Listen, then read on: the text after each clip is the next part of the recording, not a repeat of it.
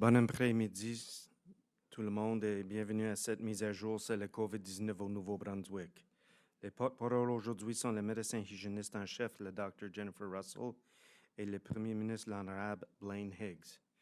Good afternoon, everyone, and welcome to today's update on COVID-19 in New Brunswick.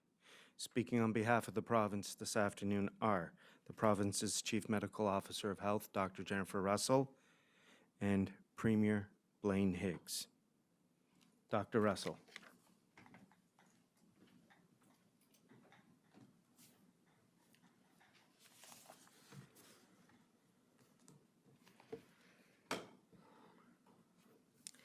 Thank you, Bruce. Merci.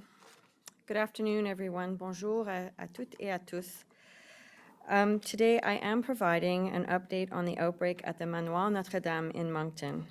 And I feel today's really important because we need to provide everyone with the most up-to-date information that we have so that people can help understand what the situation is and what we're doing about it. As I said yesterday, this outbreak was not unexpected, given that we are seeing outbreaks and increasing numbers in our neighboring jurisdictions. And so it did not find us unprepared. We did learn so much from the outbreak in the Hamilton area a few months back. And so building on these lessons during that time, we have moved swiftly to identify infected patients and staff and isolate from others. And that's really the critical point here with respect to the public health actions that we need to do immediately, and that is to make sure all the cases are self-isolating, which they are. And the close contacts are being contacted, and they are told to self-isolate, which, again, that is the biggest work that we need to do at this moment in time. So we have launched a coordinated response to care for those who have become infected and protect those that the virus has not yet touched. And I do ask that you have compassion and kindness and provide as much support as you can for the people that are touched by this at this moment in time. So residents who are infected, staff, whatever kind of support you can offer them, that would be great. And also keep in your thoughts all the healthcare workers who are providing care for the infected people right now. Today, I'm announcing that we have confirmed 17 additional cases of COVID-19, all linked to the outbreak at the Manoir Notre-Dame. With the 2 cases announced on Tuesday, there are now 19 confirmed cases at this special care home, and that is 13 residents, 4 healthcare workers, and 2 family members who were close contacts of an infected resident. So the 2 residents of the Manoir remain in the hospital and are in stable condition. We have reported 222 cases of COVID-19 in New Brunswick to date, and 22 cases are active at this time. Fort des leçons apprises lors de la première vague de la pandémie et l'éclosion à Hamilton, nous avons rapidement identifié les patients et les membres du personnel infectés et ils ont été isolés. Nous avons entrepris une intervention coordonnée pour soigner les personnes infectées et protéger celles qui n'ont pas encore été atteintes par le virus. J'annonce aujourd'hui 17 nouveaux cas confirmés de la COVID-19, tout liés à l'éclosion du manoir Notre-Dame. Avec les 2 cas annoncés mardi, cela porte à 19 le nombre de cas confirmés dans ce foyer de soins spéciaux. Parmi les cas, il y a 13 résidents, 4 employés et 2 membres de la famille d'un résident infecté qui sont des contacts étroits. 2 résidents du manoir sont hospitalisés et leur état est stable. Il s'agit du plus grand nombre de cas quotidiens, je crois, depuis l'arrivée de la première vague au Nouveau-Brunswick. Alors, nous avons rapporté 222 cas de COVID-19 dans la province à ce jour et 22 cas sont actuellement actifs. Et je veux que tout le monde soit ont la compassion et donne du support et offre le support des gens ici dans cette situation, les membres de la famille, les résidents comme tels et les employés qui sont infectés et les membres de leur famille et aussi les travailleurs de santé qui prennent soin de ceux qui sont infectés maintenant. Alors, gardez-le dans vos pensées. The surge in cases we are reporting is the result of our rapid response to this outbreak. So we were able to test the entire, almost the entire population of residents and staff in a 4-hour period and get those results really quickly so that we could begin the contact tracing really quickly. And so we processed those tests really rapidly, and we're able to, again, start the contact tracing, and all the family members have been contacted by social development. So we've had a lot of help from our partners on the ground, EMP, social development, public health, the RHAs. So our prompt team, which is the rapid response team, remains on site today, and we have updates in the morning and we have updates in the evening to make sure that all the things that are needing to be done are getting done. They're coordinating further measures to protect and care for the residents at this special care home. They're all being isolated. They're all pretty much in single rooms. They've had a visit from the ID specialist from the Moncton Hospital, and IPC protocols are in place, and PPE has been supplied as well. We are extending our care to all the families connected with the manoir. Social workers have been assigned to communicate with families and to offer assistance and support. Je tiens à dire aux familles touchées que mes pensées sont avec elles.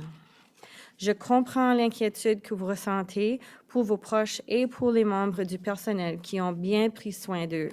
La situation est d'autant plus difficile que vous ne pouvez leur rendre visite. The restrictions for visitation right now are absolutely necessary to protect the staff, the residents, and the general public.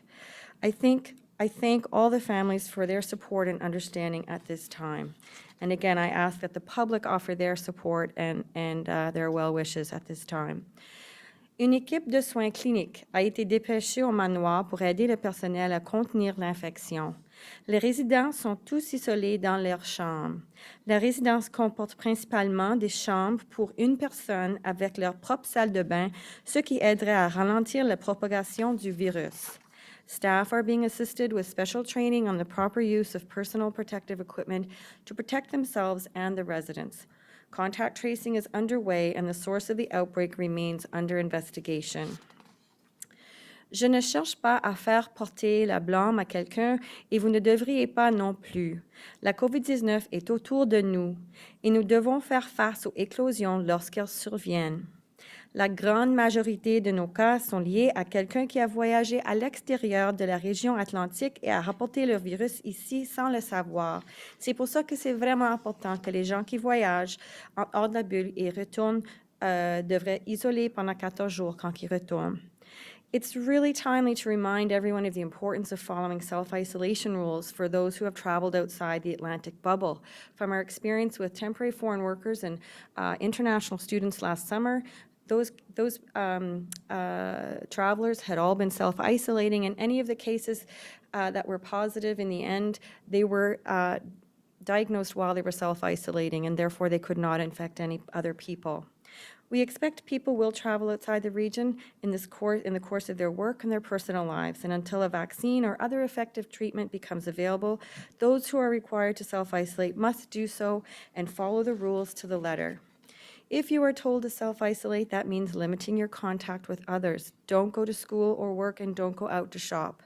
Stay in a separate room and use a separate bathroom if this is possible. Si on vous demande à vous isoler, vous devez limiter vos contacts avec les autres. N'allez pas à l'école ou au travail et ne sortez pas faire les courses. Restez dans une pièce séparée et utilisez une autre salle de bain. Avoid contact with others, especially the elderly and those with chronic health conditions or people who work or live with those people. Keep your hands clean, avoid touching your face, and take care not to contaminate commonly used surfaces. Monitor your symptoms daily, New Brunswickers. Everybody in the province needs to monitor yourself for symptoms. We have easy access to testing now through 811, but also our online form that you can get referred for a test without having to go through 811. We all need to work together to protect the entire population, including the vulnerable populations. Adhering to these rules has been the key to getting New Brunswick into the yellow phase of recovery, and it is vital if we are to stay at this level. Each of us has a role to play in keeping New Brunswick in the yellow phase. It's all about continuing to do what you have been doing. Maintain 2 meters of physical distance between yourself and others whenever you can. When you can't, wear a mask or a face covering. Always keep a couple of masks with you when you're out, and make sure to wash them regularly.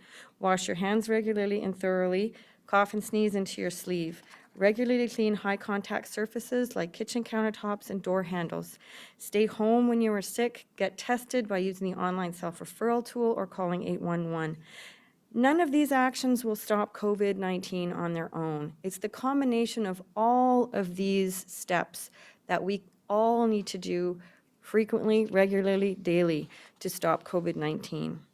If we each continue to observe all of these actions to the best of our ability, then we will be in the best position to slow the spread of the virus, enable our health system to manage the cases we are now seeing. With the second wave of COVID-19 now upon us, all New Brunswickers should recall what got us through the first wave, what got us through the outbreak in Hamilton. Les règles d'hygiène sont importantes. La résilience est importante. L'exercice, l'air frais et une bonne alimentation sont importants. Friends and family are important. Kindness and compassion are extremely important. We can continue to act together to slow the spread of this disease and care for everyone who is being affected by it. Once again, we are all in this together, and once again, it is only by working together that we can get through this. N'oubliez pas, nous sommes tous dans le même bateau, et c'est seulement en se serrant les coudes que nous passerons à travers cette situation. Il y en a des gens qui sont touchés plus sévèrement par cette situation. Ils sont dans nos pensées, mais ils ont besoin de notre support aussi. So, we've made it this far, New Brunswick. We will get through this together. I thank you very much for all of your collaboration and cooperation. Merci. I do have one other point I need to make around some information that Public Health has provided around the potential for some public exposures. And those took place at the Moncton Costco Optical Center and at the Moncton St. Hubert restaurant. So people who have visited these locations since October 1st should self-monitor for symptoms for 14 days. And should any COVID-19 symptoms develop, they are directed to self-isolate and call 811 to get tested or take the self-assessment online. Thank you very much for your cooperation. Merci.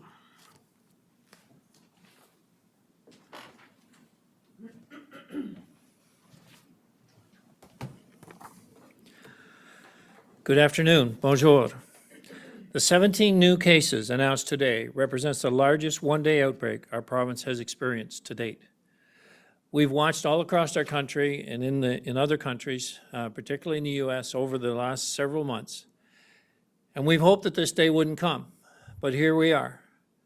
So what it means is we have to become even more diligent, even more focused on protecting ourselves and each other. This situation highlights just how serious our current situation is, but how serious this pandemic continues to be. It's easy to forget that when our numbers are low. COVID-19 is still with us, and it will be for the foreseeable future. We've repeated that message several times in relation to not getting accustomed to a normal until there's a vaccine. It's a normal with COVID. It's a normal with masks. It's a normal with social distancing. It's a normal with reduced numbers and activities that are different than they have been in the past. We are doing our very best to make life as normal as possible, but we know that it's not. Right now, the Provincial Rapid Outbreak Management Team for the Moncton region is working hard to contain this outbreak and limit the spread of this virus. Nous sommes reconnaissants du travail acharné accompli par l'équipe provinciale de gestion et inclusion. Nous remercions aussi le personnel du manoir Notre-Dame pour son dévouement continu. Je veux dire aux membres de famille et aux amis qui ont des préoccupations concernant les résidents et le personnel du manoir qui nous faisons tout ce que nous pouvons pour assurer la sécurité de leurs proches. We are asking that every New Brunswicker do their part as well to keep our province and our most vulnerable residents safe and healthy. We cannot take chances. We understand that you want to spend your Thanksgiving surrounded by loved ones, but please keep your gatherings small this year and respect the criteria that public health demands. I too will be following the advice of public health, and we will be having a very small gathering to celebrate this year's Thanksgiving. Si nous limitons nos contacts, ce sera plus facile pour la santé publique de faire la recherche des contacts si une personne est malade. Et ce sera plus facile de nous protéger les uns les autres. If you haven't downloaded the COVID Alert app, please do so. This app is another tool for us to use to keep one another safe and informed. The health and safety of New Brunswickers continues to be our top priority. It is understandable if you have concerns about what is happening in our province and about COVID-19. Étant que province, nous avons connu des temps difficiles dans le passé et nous avons surmonté ces tempêtes. Nous avons réussi en travaillant ensemble et en prenant soin les uns des autres. Every New Brunswicker has a role to play. We need to continue the diligence of washing our hands, maintaining physical distance from others, and wearing a mask when necessary. And if you are ill, stay home. We are depending on each other to do our part and to keep our province safe. We will recover from this outbreak, and we'll do so with everyone's help and the diligence of the great workers that are now doing the contact tracing and identifying just how widespread this outbreak really is. I thank each and every one of you for continuing to be diligent. Merci.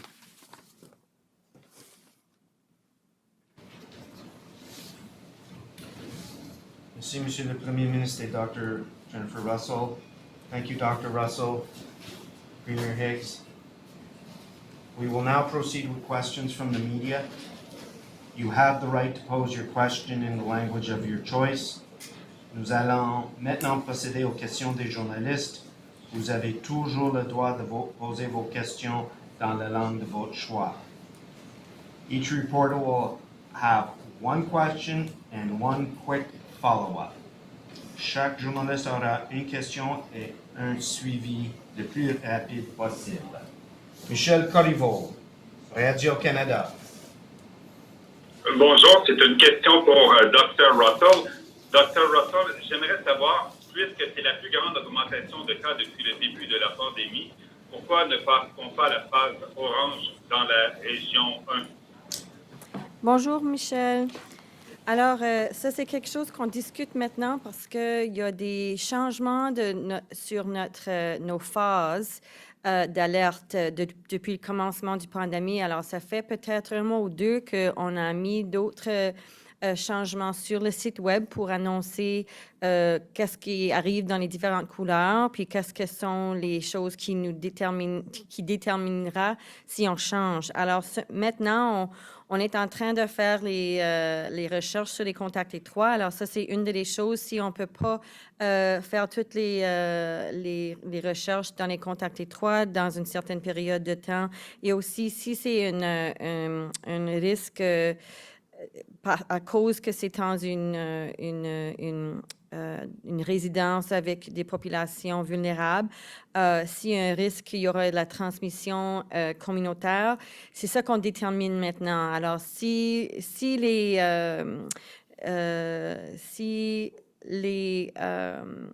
on détermine que ces choses sont pas accomplies ou ils sont en place, c'est ça, on va décider d'aller dans la phase orange, mais on n'a pas toute l'information maintenant pour décider ça, mais c'est une bonne question et je sais qu'il y a plusieurs gens qui demandaient la même question. Merci, Docteur. As-tu un suivi rapide, M. Corriveau? Oui, toujours pour Dr. Russell. Combien de personnes sont en quarantaine préventive maintenant? Je n'ai pas le nombre de personnes de contact étroit à ce moment-ci, mais je sais que tous les cas sont isolés maintenant et tous les contacts étroits qui ont été contactés dans les recherches sont en isolation, auto-isolement maintenant. Merci, M. Corriveau. Andrew Watt, Telegraph Journal. Yeah, my first question is to Premier Higgs. Premier, what would you say to the people of Zone 5 who were very upset that they got moved back into the orange phase and now we have an outbreak that's bigger than the total outbreak in Atholville, yet the province isn't moving that zone back into orange yet? Hi, Andrew. I'm going to take that question because I actually just answered it in French. So the situation is different for a couple of reasons. One, our phases have changed in terms of what the different phases look like and the triggers, and so that's been on our website probably for a month or so.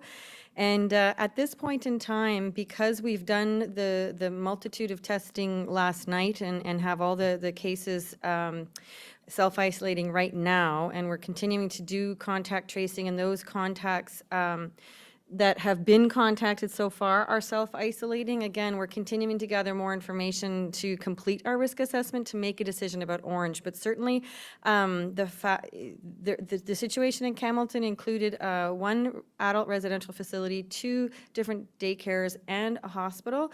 So those are multiple settings right now in terms of exposure. Right now, this outbreak is contained in terms of diagnosed cases to one facility. However, when we look at the different triggers from an epidemiological perspective and from a public health perspective in terms of the actions that we need to complete, we do have to make sure that we contact all of the close contacts within 24 hours. So we're working on that. This is an outbreak in a high vulnerability setting where there is a risk of transmission to the community. So we're looking at that as well. So once we gather all that information and finish our risk assessment, then we'll make a decision about whether to go to Orange. Thank you, Dr. Andrew. Do you have a quick follow-up? Yep. Again, to Dr. Russell, didn't you say one of the potential places of public exposure was Costco? Like, does it get much busier than that in New Brunswick? And Moncton's the biggest city. Surely there's a way bigger risk of community transmission in a place like Moncton and in a store like Costco than there is in Atholville. Andrew, my parents shop at Costco all the time. It is in the Costco Optical Center, and it would be people who have been there since October 1st. The contact tracing is continuing, so there will be more information as more information comes in. And in terms of, the entire province is supposed to be self-monitoring at all times anyway. And again, we're letting you know all the information that we have at this point in time, so the public can take actions for their own situation and their own behaviors at this moment in time. So all those people who have been at the optical center, those people should self-monitor. And if there's anything else that needs to be done, public health is following up with contact tracing around that exposure as we speak.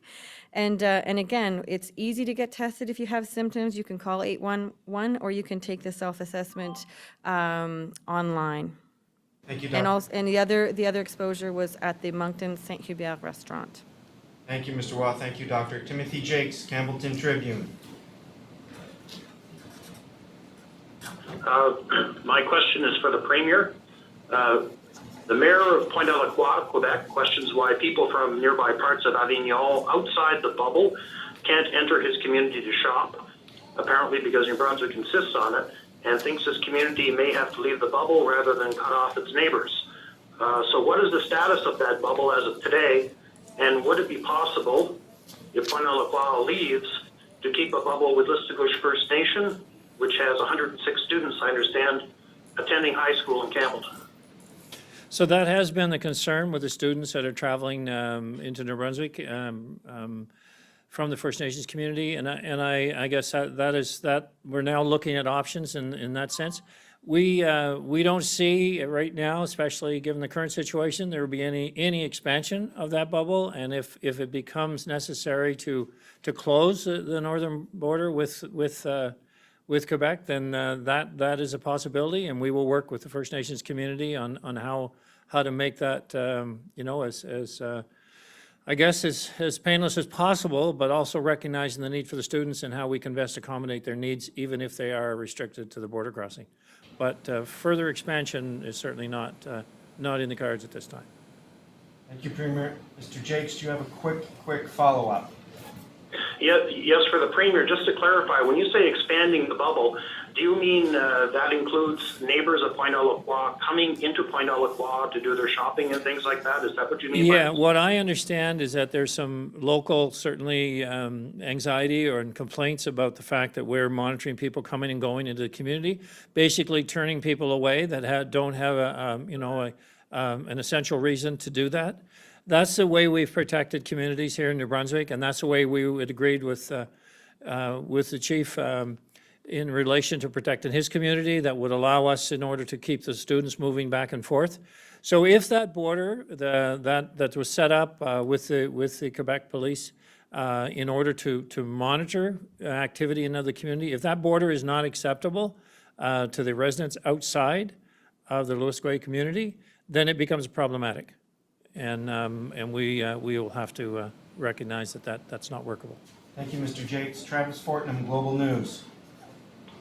Hi there. I understand the start of this outbreak is still under investigation.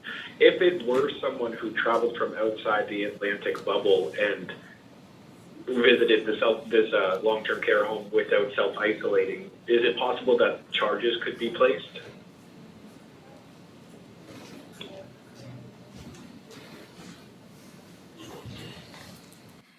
As I said during my speech, we're not looking for blame in this situation at this point in time. We're really looking for compassion and kindness, and we're looking for what we need to do to move forward to contain this outbreak at this time. And preferably, we would like to stay in the yellow phase while we do that, if that's possible. New Zealand just came through an outbreak, and they were able to do it without having to close down businesses, et cetera, and keep people at home. So we certainly, whatever pieces of information we find around what the different sources are potentially, then we're going to look into that, and we will certainly investigate that. Thank you, Dr. Mr. Fortnum. Do you have a quick follow-up? I do, also for Dr. Russell. Just wondering, and you touched on this in your speech as well, but what the condition of the patients are. They are stable the right confirmed now. The patients who are hospitalized are stable right now. And I just want to clarify the point I made about my parents shopping at Costco. I think prior to COVID, they shopped at Costco. I actually don't know if they've shopped at Costco since COVID happened. Thank you, Mr. Fortnum. Thank you, Doctor. Vicki Hogarth, Charlotte County TV. Thank you, Bruce. My question is for Dr. Russell. Dr. Russell, do you know what protocol visitors to the Manoir were following? What were they asked, or what did they have to do when they came to visit? Sorry, the question is about protocols being followed for visitation at the Manoir? Yes. So I had a comment about this yesterday, and what my knowledge of what our recommendations from a public health perspective have been were communicated to all ARFs and long-term care facilities a while back, I believe from a memo from the Pandemic Task Force around what safe visitation would look like. But each and every facility, I guess that was on August 31st, but each and every facility was going to determine how to operationalize that themselves. And that would be based on the types of patients they had, how frail they were. We had been recommending outdoor visits, and also, you know, the type of staffing that would be necessary to facilitate those type of visits would differ from place to place. So I don't know the exact details around what kind of visitation the Manoir was able to operationalize. I just know the general advice that we had been giving to all of the facilities. Thank you, Doctor. Ms. Hogarth, do you have a quick follow-up? I'm just wondering if you know about how many visitors have been to the Manoir in the past week. I don't know the exact number. We're looking in, like the people that are doing the contact tracing are actually contacting all the visitors. And my understanding is that social development actually contacted the families of all the residents. So that would be part of the contact tracing that's taking place right now. Thank you, Ms. Hogarth. Simon Delatte, l'Acadie Nouvelle. Oui, bonjour, une question pour Monsieur Higgs. J'aimerais savoir si c'est une clarification qui va être apportée prochainement au sujet du port du masque dans les lieux publics, et est-ce que l'éclosion que l'on constate cette semaine pourrait changer ou influencer votre décision?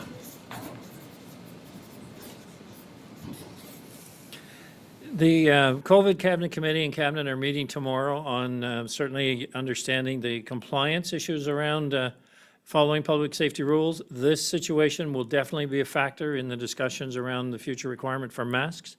But the decision will be made, tomorrow in our committee, our cabinet committee meetings. I think that, when we said we wanted to make changes to some of the activities in order to ensure adherence and compliance was being followed, what we're learning and will learn through this outbreak will help us to make better decisions to tighten rules. We've asked, and Dr. Russell just referenced, it's not about laying blame or laying charges. It's about people taking a responsibility to protect themselves and others, and not being complacent about the risk. This is definitely a wake-up call, one that we certainly didn't want to see, but one we were very concerned might happen. So we'll learn from this, and we'll make decisions accordingly as a result. Merci, Monsieur le Premier ministre. Monsieur Delatte, as-tu un suivi? Non, merci. Merci. Mia Urquhart, CBC. Thanks, Bruce. My question is for Dr. Russell. Are you any closer to knowing how COVID got into the Manoir Notre-Dame? So our public health team and the social development team and working with EMP, they're all working very, very diligently right now to trace all the contacts and do what needs to be done to get this outbreak under control. So again, right now, the cases who've been diagnosed at this moment in time are all self-isolating, and the close contacts of those people are being traced and contacted and told to self-isolate. Thank you, Dr. Ms. Urquhart. Do you have a quick follow-up? I do.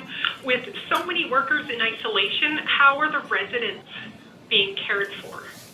So my understanding with the team on the ground, we sent in our prompt team and EMP, again, lessons learned from the outbreak in Hamilton. We have mobilized some staff to be able to have the residents cared for by a critical care team, which is on site at the moment. Thank you, Ms. Urquhart. Thank you, Dr. Russell. Mathieu Wacomo, l'Acadie Nouvelle. Ma question est pour Monsieur le Premier ministre Higgs. Monsieur le Premier ministre, l'Assemblée législative s'est choisi un nouveau président aujourd'hui. Pourriez-vous commenter ce choix des députés de Monsieur Bill Oliver?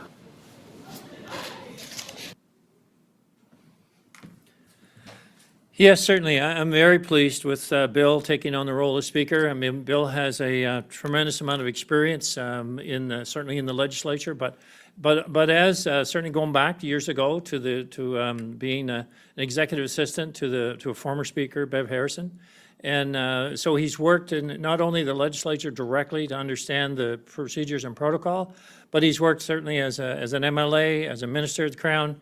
A wealth of experience in our province and brings again stability and continuity and a great deal of knowledge to the role of the legislature. Monsieur Wacomo, as-tu un suivi cet après-midi? Oui, toujours pour le Premier ministre. Monsieur Higgs, pouvez-vous nous expliquer sur le même sujet votre rôle dans le choix de Monsieur Oliver? Est-ce que c'est vous qui avez choisi qu'au sein de votre caucus, Monsieur Oliver serait le candidat, ou est-ce que vous avez laissé le caucus décider lui-même? Comment ça a fonctionné chez vous? Well, it worked the same as I think every selection of Speaker. I mean, certainly I supported Bill. But there was an option for others to participate should they choose to do so. And if you were following the proceedings, certainly there was one candidate that was planning to offer as well and declined during the actual legislative process when Bill was being sworn in or voted in. So it's how the Speaker. I don't think there was anything unique to the process this time over past selections.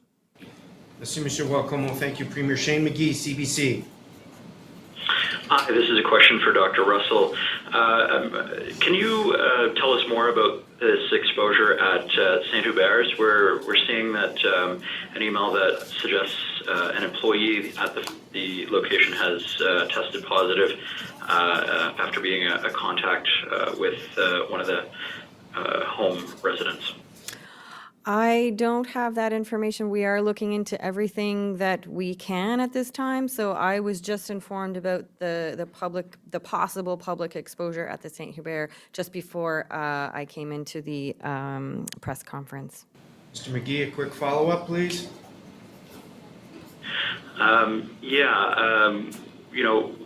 I asked yesterday about the workers at the home. I'm just wondering if you can say whether any workers at this home worked elsewhere and whether there's any concerns about that. Well, again, the teams on the ground are gathering that information, and from a risk perspective, they would determine if there was a risk at any other facilities if that were the case. I don't have, again, my teams on the ground are looking into that right now with all of the contact tracing they're doing. Thank you, Mr. McGee. Inde TR, Huddle Today. Hello, this is a question for both Dr. Russell and the Premier, I guess. Just wondering, given that the two places where potential exposure were businesses, what does this mean for businesses in the area in terms of the public health rules that they have to follow?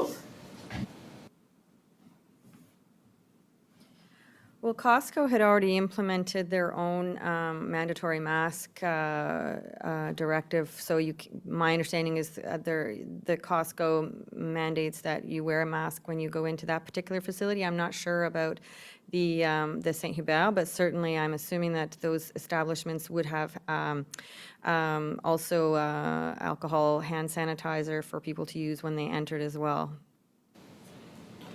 Do you have a follow-up today? Yes, please. Yeah. I guess this is for the Premier. Will this change travel within the Atlantic bubble at all? Well, certainly we would like to think that it won't. Again, it'll depend on the extent, and I'm sure my colleagues in the other provinces will be following this closely. I've already heard from one Premier in regards to their support to help us any way that they can. I do have a meeting with all the other premiers in the coming, I think, 2 weeks out, but we'll know a lot more in the several days, not in certainly a longer period than 2 or 3 days. We'll know the situation. So right now, if we can contact trace, if we know and can surround this and get it under control, then I would say it won't affect the bubble throughout the Atlantic region. But if there are unknowns after several days of tracing and contacting, I'm sure my colleagues will want to know those details, and I've already committed to share them completely. Thank you, folks. Thank you, doctors. Thank you, Premier. Thank you. Nicolas Steinbach, Radio-Canada. Bonjour, cette question pour le docteur Russell. Bonjour, docteur. Écoutez, hier, c'était 2 cas, aujourd'hui 17. Est-ce qu'on craint que le pire soit à venir ou c'est derrière nous au moment où on se parle, où on craint d'avoir encore plus de cas demain et après-demain? C'est vraiment difficile à dire parce que c'est 14 jours avant qu'on va voir combien d'autres cas qu'on va voir à cause de les premiers cas qu'on a déterminés, qu'on a diagnostiqués. Alors, c'est vraiment les prochaines 2 semaines qui vont nous dire combien d'autres cas on va voir. Puis ça va nous dire comment rapidement qu'on a pu isoler ceux qu'on a diagnostiqués, les contacts étroits, et si les contacts étroits développent des symptômes, ils sont testés, etc. Alors, ça va être au moins 2 semaines avant qu'on va voir quoi est-ce que cette éclosion va développer et comment ça va dérouler. Justin Bach, as-tu suivi cet après-midi, monsieur? Oui, rapidement, merci. Dr. Russell, deuxième question pour vous. Juste pour clarifier, au niveau de l'origine de cette éclosion, est-ce qu'on doit comprendre aujourd'hui que c'est quelqu'un qui vient de l'extérieur de la bulle atlantique et que cette personne ne s'est pas isolée lorsqu'elle est revenue de l'extérieur? Est-ce que c'est ça? Alors, jusqu'à maintenant, la plupart des cas sont des cas de voyage. Alors, c'est quelqu'un qui a travaillé en hors de la bulle atlantique, soit au Canada ou soit international. Et on a vu avec les étudiants étrangers et aussi les travailleurs étrangers. Dans ces cas-là, ils sont isolés pendant 14 jours et on les testé en la 10e journée. Et tous ceux qui ont été positifs dans ces situations-là n'ont pas eu la chance d'infecter d'autres gens parce qu'ils étaient en isolement. Alors, on sait que les 14 jours d'isolement, c'est vraiment l'effet, la chose qui est plus importante quand les gens voyagent dedans de la bulle. Mais il y en a des gens qui voyagent pour des raisons essentielles et ils ont des exemptions, mais ces gens, ça se peut que c'était quelque chose qui a contribué, mais on sait que le risque pour la transmission communautaire existe aussi et n'ont pas fini notre investigation et nos recherches et les traçages et recherches des contacts étroits à ce moment-ci. Alors, au fur et à mesure qu'on a d'autres informations, on peut le partager, mais maintenant, on n'a pas assez d'informations pour dire oui ou non, est-ce que c'est un cas lié au voyage, oui ou non. Merci, monsieur. Héloïse Rodriguez, Radio-Canada. Oui, bonjour. Dr. Russell, vous l'avez dit, il s'agit d'une population vulnérable. Je me demandais si, vu la situation, vous comptiez interdire les déplacements de main-d'œuvre entre les différents foyers de soins pour les protéger et sinon pourquoi? J'ai pas entendu toute la question, mais je sais que c'est au sujet des ressources humaines qui travaillent, les travailleurs Oui, entre différentes... Interdire les déplacements entre les différents foyers de soins des employés. Alors, les politiques, c'est quand il y a une éclosion, c'est dans cet instant-là qu'on va arrêter le déplacement entre des endroits. Alors, cette situation aujourd'hui, les directives sont là que, à cause qu'il y a une éclosion, les gens ne devraient pas travailler dans plus qu'une entreprise. Mais on l'examine maintenant avec les équipes qui sont en train de travailler sur la situation maintenant, sur l'éclosion. Tu es suivi? Oui, merci. Je sais que vous n'avez pas fini le traçage des contacts encore, mais pour avoir une idée de l'ampleur de la situation, est-ce que vous pouvez nous dire combien de personnes sont en isolement préventif en ce moment?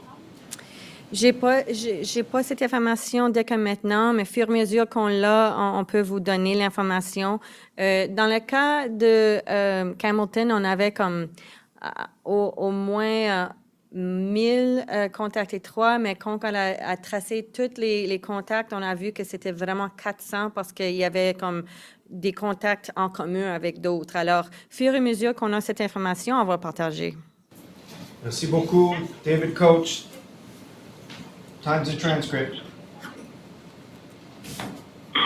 Yes, the question is for Dr. Russell. A resident at the Manoir Notre-Dame in Moncton was taken to the Moncton Hospital 3 times over the past week with symptoms including fever, headache, chest pain, and fatigue, according to her granddaughter. She believes her grandmother wasn't tested for COVID-19 despite showing symptoms of the virus, and her grandmother has since tested positive and is now on oxygen. I know that you can't comment on individual cases, but how could this kind of oversight occur? Well, you are correct. I can't comment on individual cases, and so all I can tell you is that both regional authorities are working on any possible exposures at the moment. Do you have a quick follow-up? More generally, can you describe the COVID testing protocols in effect at the Moncton Hospital and hospitals across the province? Well, the information that we have provided through the pandemic task force would have been broad, information that would have been operationalized at the RHA level. So I don't actually have those details, but the RHAs would be in a better position to comment on that information. Thank you. Geneviève Normand, Radio-Canada. Oui, bonjour. Ma question, c'est pour la Dr. Russell. En fait, vous avez dit qu'il y a 4 employés qui ont testé positif à la COVID-19. Je voudrais savoir si ce sont des employés qui ont travaillé dans un autre centre de soins récemment. On continue à faire le traçage des contacts étroits, etc. Alors, c'est les équipes dans la région qui sont en charge de ce travail. Je n'ai pas des nouvelles sur ceux qui ont testé positif ont actuellement travaillé dans d'autres endroits. Mais au fur et à mesure qu'on a cette information, ça va nous informer des directions et des actions. S'il y a des risques à d'autres endroits, ça veut dire qu'il faudra faire plus de travail pour mettre en place des plans d'action pour mitiguer le risque. Merci, Dr. Geneviève. As-tu un suivi? Oui, et mon suivi, en fait, c'est à propos... en fait, j'en ai 2 suivis, si c'est possible. Non, je voudrais savoir, vous dites qu'il y a 13 résidents qui sont infectés. On sait qu'ils sont 112 dans ce centre-là. Il y en a 2 qui sont à l'hôpital. Qu'est-ce qui est fait à l'intérieur du manoir Notre-Dame? J'aimerais ça comprendre un peu, là, logistiquement, est-ce qu'on a mis les patients positifs, par exemple, dans une aile séparée? Il y en a seulement 2 qui sont à l'hôpital. Est-ce que ce sont des chambres partagées? Comment est-ce qu'on s'organise au manoir pour essayer de limiter la propagation? Alors, cette manoir, la plupart des résidents sont dans des chambres seule une personne à la chambre et une salle de bain propre pour eux. Alors ça veut dire que le risque d'infection entre les résidents est minimisé parce qu'ils sont seulement une personne dans chaque chambre. Alors ça, c'est l'information que j'ai maintenant, mais l'équipe qui travaille à la manoir, ils sont en sécurité en scène. On avait eu une visite d'un des spécialistes hier soir pour vraiment donner beaucoup d'informations et une des infirmières pour les protocoles pour faire certaine que c'est suivi comme il faut. Merci beaucoup, Geneviève. Merci beaucoup, Dr. Russell.